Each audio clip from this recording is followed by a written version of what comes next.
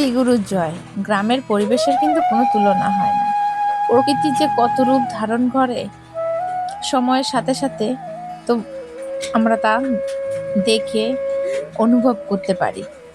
এত সুন্দর সুন্দর রূপ ধারণ করে প্রাকৃতিক পরিবেশের সৌন্দর্য।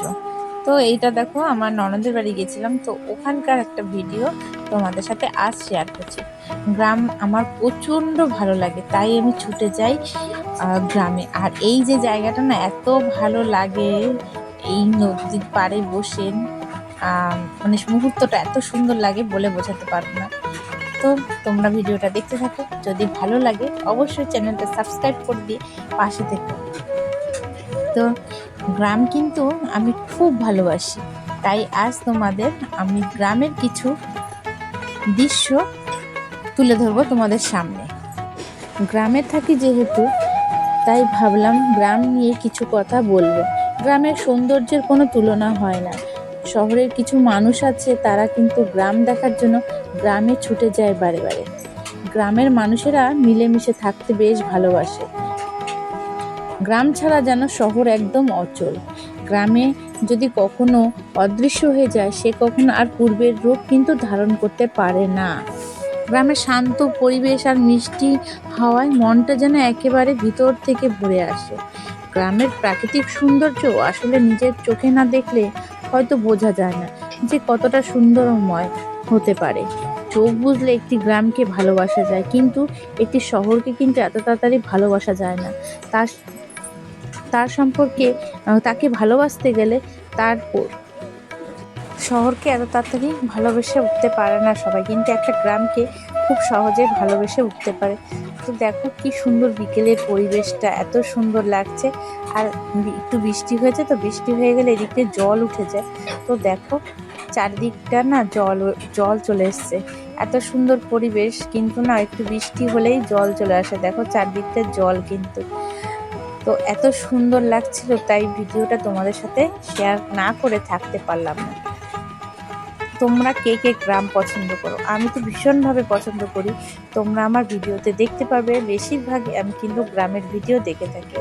আর গ্রামের পথঘাট, নদী, নালা, এটা যেন একটা আত্মার সাথে মিল আমার। জানি না কেন এত বারবার ছুটে যাই গ্রামের কাছে। আমার খুব ভালো লাগে, তাই বারবার ছুটে যাই। আর আমার কিন্তু গ্রামেই বাড়ি। তো তোমাদের কাদের কাদের গ্রামে বাড়ি অবশ্যই কিন্তু কমেন্ট করে জানিও। আর এই দেখো তাল গাছ, সেই আমরা পড়েছি না ছোটোবেলায়, তাল গাছ এক পায়ে দাঁড়িয়ে, বেশ কিন্তু ভালো লাগে। সেই দৃশ্যগুলো যখন সামনে থেকে দেখে উপভোগ করতে পারি, তখন কিন্তু আরও বেশি ভালো লাগে। এই যে সর্ষের সময় মাঠ ঘাট যেন এত সর্ষে ফুলের সৌন্দর্যের কোনো তুলনাই হয় না। তখন প্রকৃতি যেন কত রূপ ধারণ করে। যখন গাঁদা ফুল ফোটে মাঠ ভরা, তখন সৌন্দর্যটা যেন আরও মধুময় করে ওঠে।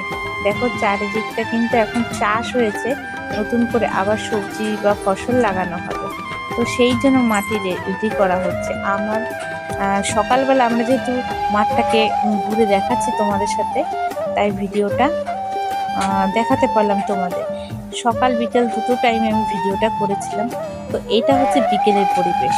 তো কি সুন্দর দেখো, অসাধারণ লাগছে। আর এই যে আমার ছেলে মেয়ে দেখো কোথায় নেমেছে, তোমাদের কি দেখাতে পারলাম?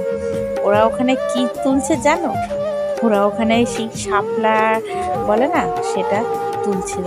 আর এই যে আমি একটু ঢং করছি মাঠে, মেঠো পথে।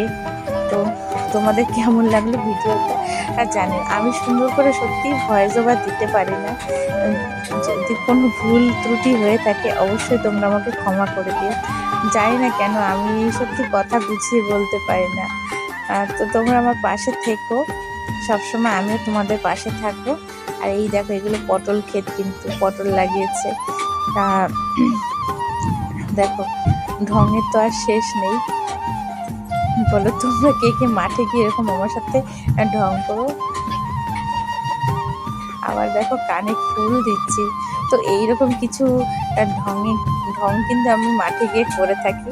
আর সেগুলো যদি ক্যামেরা বন্দি না করতে পারি, তো সেটা কি ভালো লাগে বলো? তো যাই হোক, ভিডিওটা তোমাদের সাথে শেয়ার করলাম। ভালো লাগলে অবশ্যই লাইক কমেন্ট করে জানিও। তো টাটা, সবাই ভালো থেকো।